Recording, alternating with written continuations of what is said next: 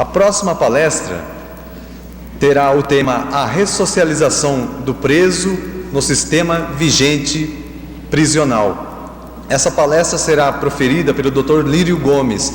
O Dr. Lírio Gomes é coordenador administrativo de assistência judiciária em presídios, é advogado de execução penal. Vamos envolvê-lo nos nossos aplausos, nas nossas melhores vibrações.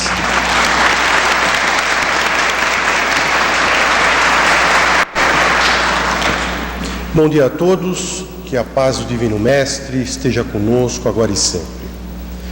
Na época que nós fomos convidados para fazermos parte dessa palestra, nós éramos coordenador administrativo da assistência judiciária gratuita pela FUNAP, Fundação de Amparo ao Preso Trabalhador, hoje substituída pelo Dr. Fausto Bittar Filho.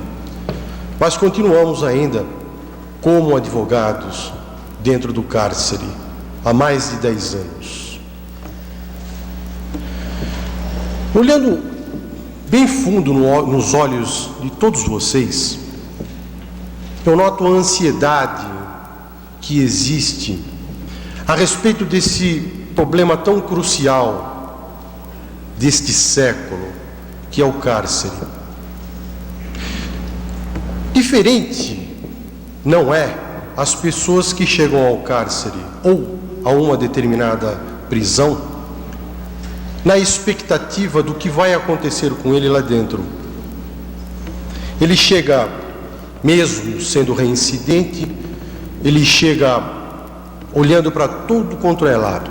Todos os lados ele olha, observa, e no íntimo dele ele deve dizer: o que vai acontecer comigo? Então nós vemos na casa de detenção, e a doutora Diana pode me dizer se isto é verdade ou não, 130 pessoas entrando diariamente, oriunda dos distritos policiais. Isso já aconteceu. E hoje nós temos 7.500 pessoas na casa de detenção. Só na casa de detenção. Onde cabe no máximo 3.500, 3.200 pessoas. Se nós formos analisar todo aquele complexo do Carandiru, onde existe a casa de detenção, a penitenciária do Estado masculina, o presídio de policiais civis com 80 homens, a penitenciária feminina, hoje com 500 a 600 mulheres, o centro de observação criminológico, onde tem 300 a 400 homens, mais ou menos umas 11.000 pessoas. Vejam, no centro de São Paulo nós temos 11.000 presos.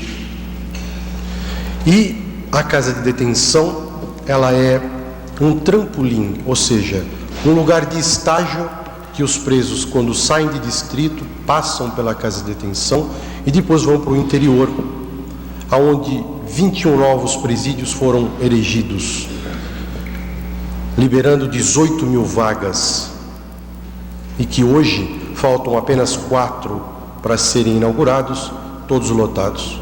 E a casa de detenção continua ainda lotada. Quando o preso chega e está aquela fila indiana, sendo feito a triagem, o diretor do presídio deveria chamá-los, diferentemente da casa de detenção, que a doutora Diana dá palestras a ele, de o que vai acontecer, como ele vai ser atendido juridicamente, de que não há cobranças de honorários, etc, etc. Mas em outros presídios, os diretores deveriam estar presentes para dizer aos presos: olha, isso aqui é um presídio de segurança máxima, os deveres que vocês têm e os direitos que vocês têm são esses. Para deixar claro, esses presos vão aprender lá dentro, depois de misturado com o cárcere, o que é direito e o que é dever. Aí nós temos já a incompreensão logo de início. Voltando um pouquinho agora aqui para fora, para a sociedade, quando a mídia vem a público e diz assim: existem 11.000 pessoas no Carandiru. Se caísse uma bomba lá naquele meio e matassem todas as pessoas, Hoje, a mídia e a sociedade, de um modo em geral, iria respirar com tranquilidade. Isto, quem fala, são pessoas que não têm entes queridos lá dentro. Porque enquanto o bandido está na casa do vizinho, pode tudo. Aliás, quando todo erro está na casa do vizinho, pode tudo. Pode mandar matar, pode fazer o que bem entender. Quando ele passa para dentro da nossa casa, é diferente. Essa hipocrisia nós precisamos tirar das nossas afirmações do dia a dia. É um problema crucial que existe? Claro, é um problema crucial. Todos que lá estão são pessoas que cometeram um ilícito criminal? Claro, menor sombra de dúvida. Todos que estão lá, sim. Uns com penas definitivas, outros ainda não definitivamente. Mas estão todos presos, ou por flagrante, ou por prisão preventiva, mas todos lá estão por causa de algum crime. Como nós vamos resolver isso? Voltamos novamente para dentro do presídio. Quanto mais o presídio tem quantidade de pessoas, mais tenso o presídio fica. A tensão nervosa se triplica. As pessoas que interagem dentro do presídio têm um estresse constante. Nós, advogados, também sofremos esse estresse. Por qualquer coisa, mas por pequenina que seja, são lavrados autos de infrações disciplinares. Nós conhecemos, né? Muito. Esses autos de infrações disciplinares são por qualquer coisa. Se o preso não amanheceu muito bem, não disse um bom dia ao carcereiro, há problemas. Se o carcereiro não gostou muito do preso, há problemas. Esses autos de infrações disciplinares, eles são terríveis, porque quando nós estamos defendendo o preso do auto de infração disciplinar, notamos ele dizer para a pessoa que ali está tomando o depoimento dele, dentro do presídio: olha, eu não fiz isto não, o senhor viu, não era isso, tá? Então as coisas acontecem, vão acontecendo, mas a tensão nervosa, e o diretor não tinha dito para ele que isto poderia acontecer. Muito bem. Continuamos após o auto de infração. Ele pede qualquer benefício. Muito bem. Esse benefício demora, em média, 4 a 5 meses para ser julgado, entre a saída do presídio e o judiciário. Mais uma expectativa.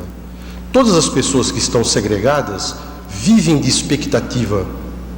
E essa expectativa, quando são frustradas, gera ansiedade. E ansiedade, acima de ansiedade, a atmosfera dentro do presídio, ela é negra, pesada, estressa qualquer ser humano. Aí a sociedade diz assim: nós precisamos segregar esse pessoal, pelo menos 5 anos, 6 anos, 7 anos, porque desta forma ele vai se ressocializar. Desta forma não se ressocializa. O estresse é muito grande.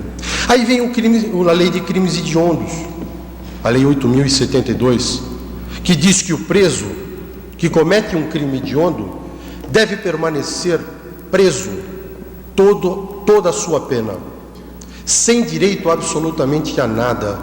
Mas que expectativa tem esse preso, então, de poder se melhorar dentro de um presídio, se ele vai ficar preso 30 anos, 20 anos, 15 anos, sem a possibilidade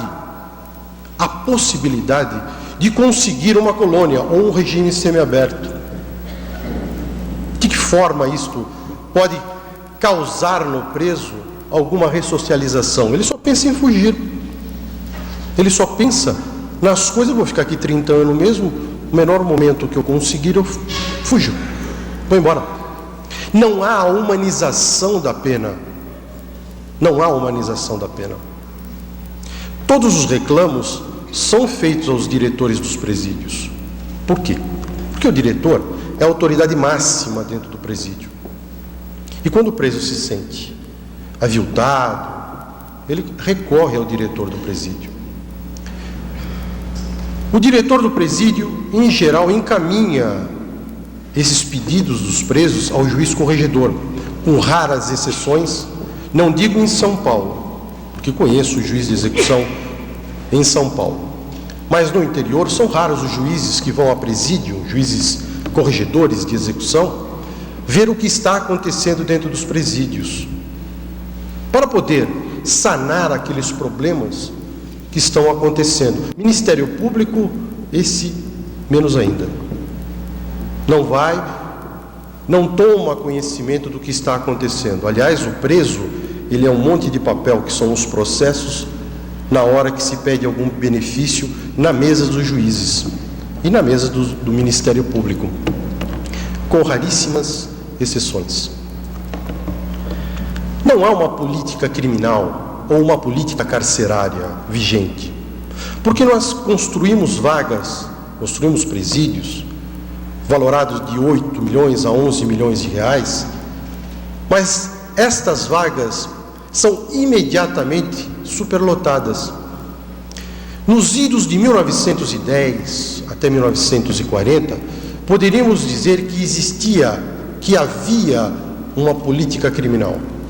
Porque quando se construiu a penitenciária do Estado, foram 1.200 vagas. A população da época disse: mas para que tanta vaga? Não tem preso para tudo isso. Então, implícito a esta construção, diria-se o seguinte: as vagas e os espaços são para as pessoas se penitenciarem. Por isso o nome penitenciária do Estado de São Paulo, ou penitenciárias. Então havia implícito nisto, neste número de vagas, que havia uma condição das pessoas ter no mínimo espaço, porque todos nós precisamos. Os presos que lá estão são pessoas que devem, a partir da terra, serem regenerados. Devem estar presos? Claro. Cometeram crimes, e crimes às vezes ferozes. Devem estar presos? Sim, devem estar presos. Mas pensar que um dia essa pessoa voltará ao nosso convívio, depois de passar por todo esse estresse que existe dentro do presídio, como nós, sociedade, vamos receber essa pessoa de volta?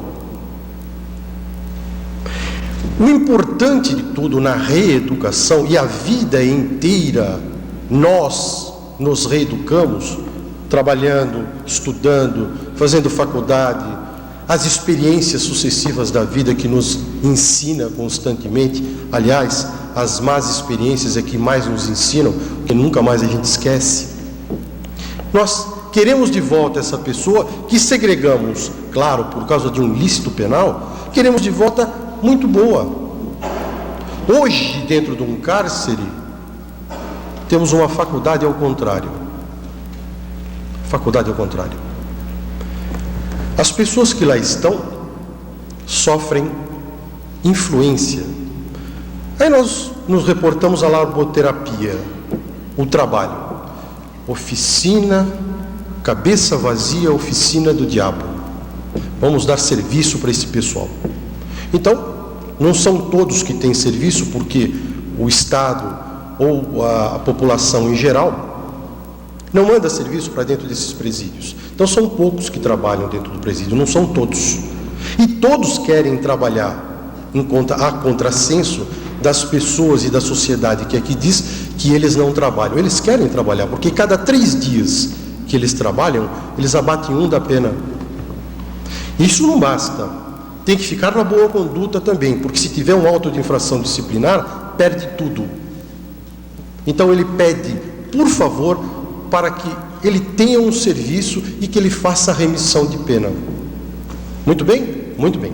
Então, toma-se uma bancada desta forma, presos, todos trabalhando, montando soquetes de luminárias e conversando.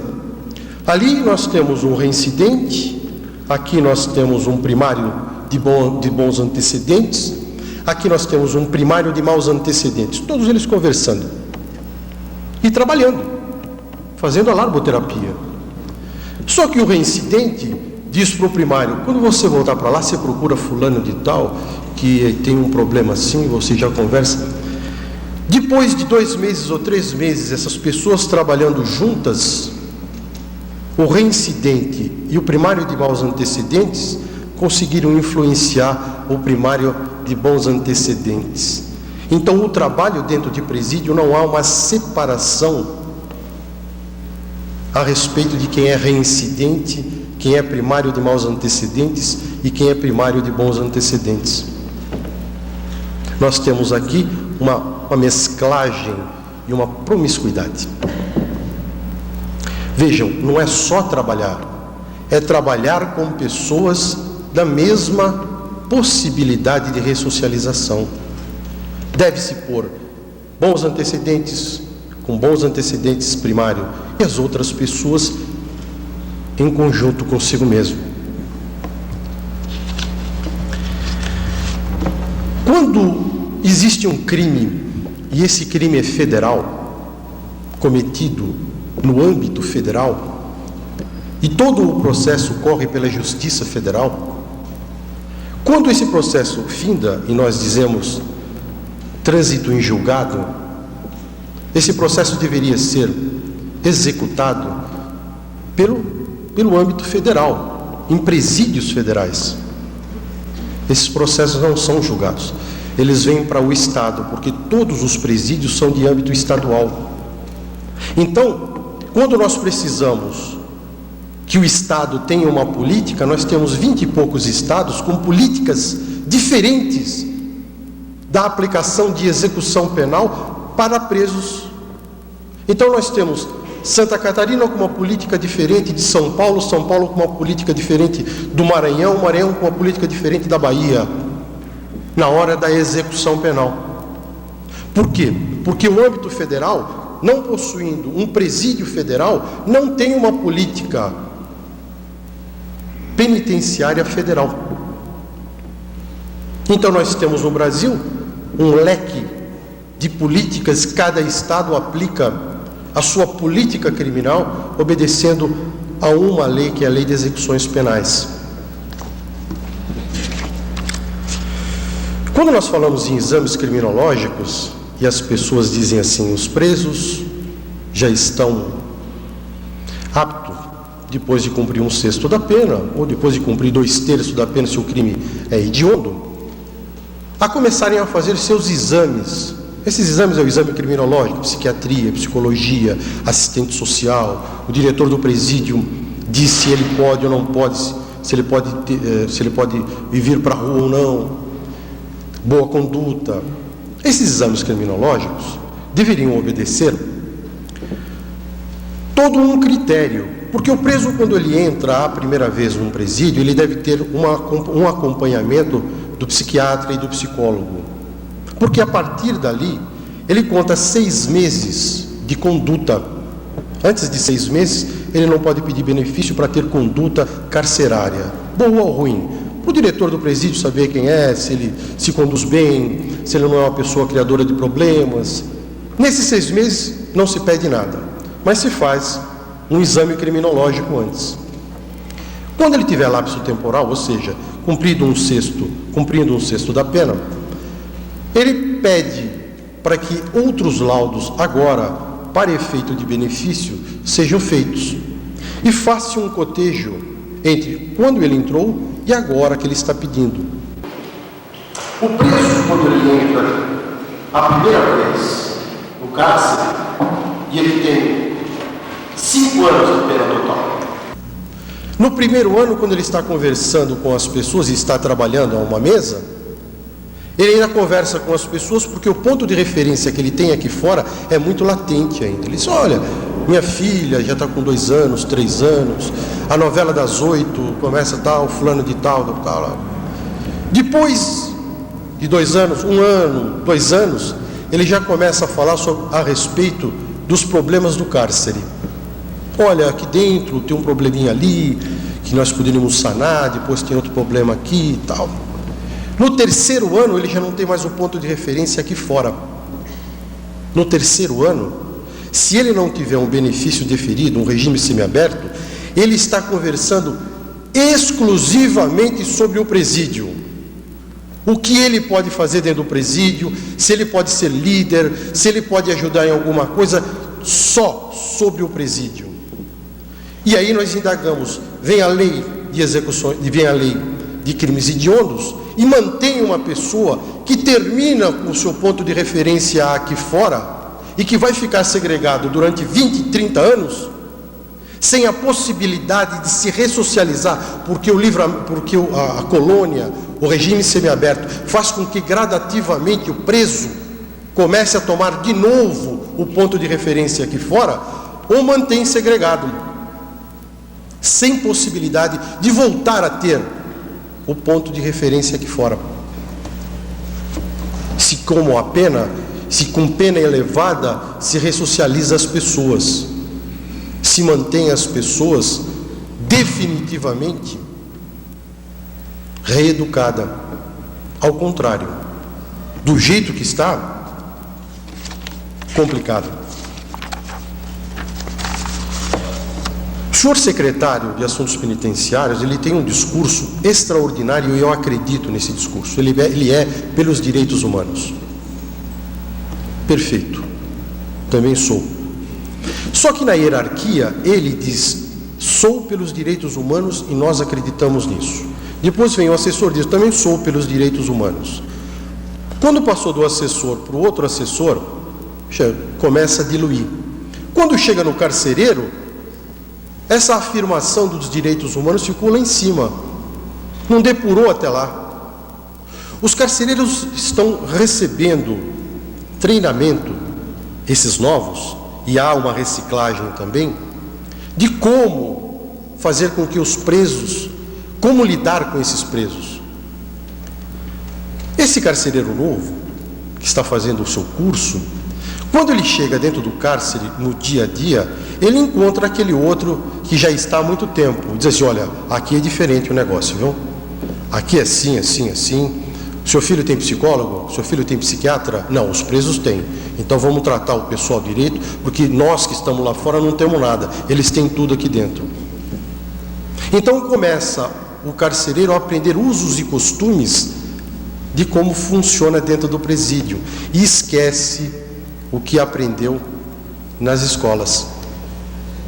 Então o que nós temos? Nós temos usos e costumes na base, quando a pessoa ou o carcereiro conversa com o preso, e temos no ápice, que são os secretários, que são os políticos, outro discurso, que nesse meio se perdeu em algum lugar essa união. Porque esse discurso dos direitos humanos deveria chegar até a base, não chega, porque os usos e costumes do dia a dia não refletem isto.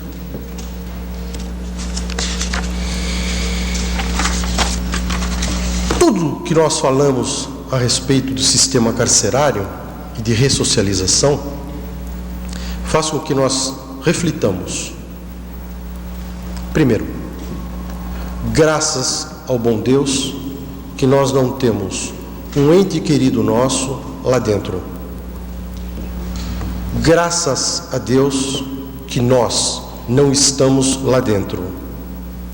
E graças a Deus que nós também não vamos dizer que pode-se matar todos que lá estão porque eles são criminosos. Porque senão seremos hipócritas. Há mais ou menos 8 anos atrás, conversando com um juiz criminal, esse juiz disse para mim: doutor, meu filho está aí dentro, 3 estelionatos. Não sei por quê. Ele não é filho de família desagregada não, viu, doutor? Eu e a mãe dele vivemos juntos, na mesma casa, casados. Meu filho tem patrimônio. Não sei o que aconteceu, doutor. Eu sentenciava o filho dos outros, e era caneta pesada, viu, doutor? Caneta pesada. Criminoso comigo tem que ser preso. Hoje eu estou pedindo exoneração do meu cargo, doutor, porque eu não consigo mais sentenciar o filho dos outros, porque agora o meu está aí dentro. Enquanto é o filho dos outros, enquanto o criminoso está no vizinho, pode tudo.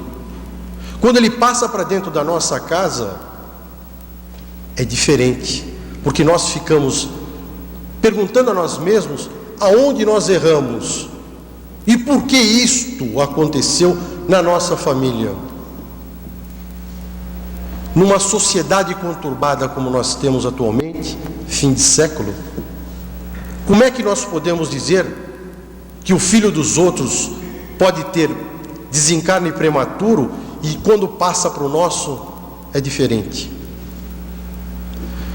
Quando nós ligamos a televisão, nós só vemos o mal. Só vemos o mal. Mas o mal é importante, porque quanto mais mal nós vemos, mais nós pensamos no bem. O mal serve para isso, para que a gente reflita. É necessário que o mal exista para que a gente pense no bem. E quanto mais mal nós estamos vendo, mais nós estamos pensando no bem. E pensando que estamos em sociedade e que também é responsabilidade nossa participarmos.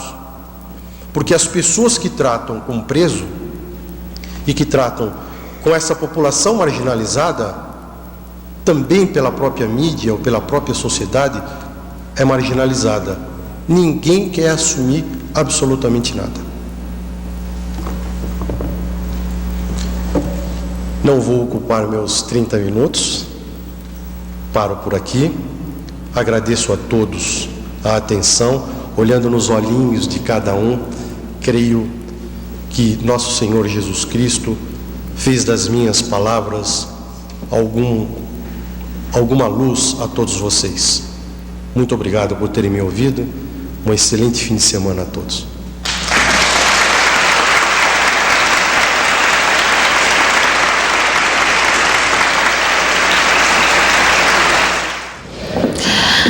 O processo de ressocialização é um processo lento. Existe um plano emergencial?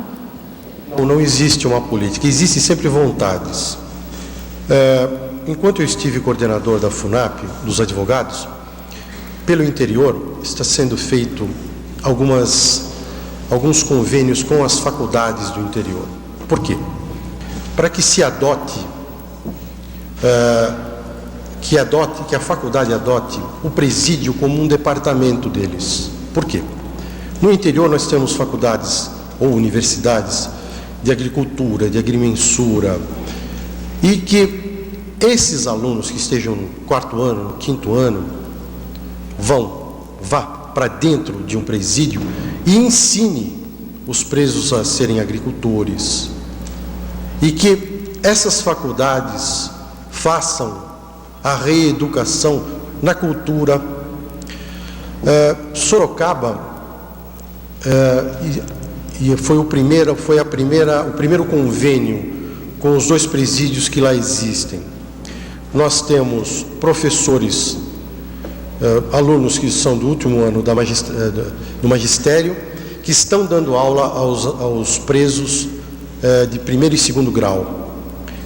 E algumas outras faculdades que são de direito, que emprestam os seus alunos e que têm escritórios protótipos na cidade, sem cobrar absolutamente nada, que recebem a família de preso e que ajudam, como último anista de direito, ajudam a dar implemento no processo do preso, de execução, ajudam uma série de coisas, inclusive atendendo os familiares de preso. Isso será espargido por todo o estado de São Paulo, esse convênio das faculdades, das universidades, adotando o presídio e ajudando o presídio, dando educação, dando cultura e dando formação também aos presos.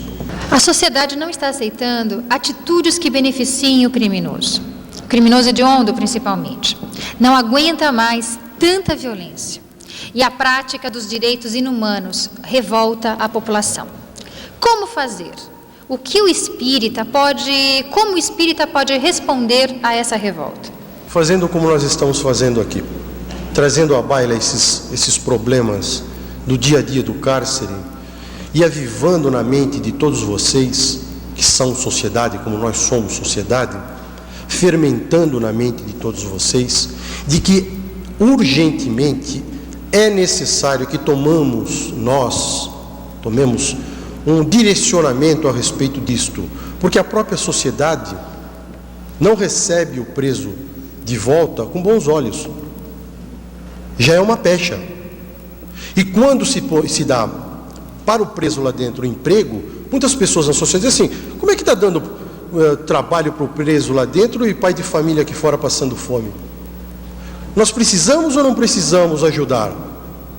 Nós dizemos que os presos que lá estão, eles são ociosos, e quando damos emprego, nós damos emprego para pessoas que não devem ter emprego, e aqui fora tem o pai de família que não tem emprego. O que nós devemos fazer? Precisamos ter um direcionamento de vida. Precisamos começar a pensar nessas situações, porque senão nada vai dar certo. E a última pergunta, o que o senhor pode dizer sobre a aplicação de penas alternativas? Excelente, excelente. No máximo até 2 anos, 3 anos de pena. A aplicação das penas alternativas são extraordinárias, né? Prestação de serviço à comunidade, o camarada que bate o automóvel e mata alguém, caça, depois ele presta serviços. É a melhor maneira de tirarmos as pessoas de menor periculosidade dos presídios e terminarmos com a superpopulação que lá tem. Isso seria uma das melhores maneiras de nós não fazermos daquilo um depósito de presos e de seres humanos, ainda mais numa sociedade, num tempo como esse tão violento. Muito obrigado.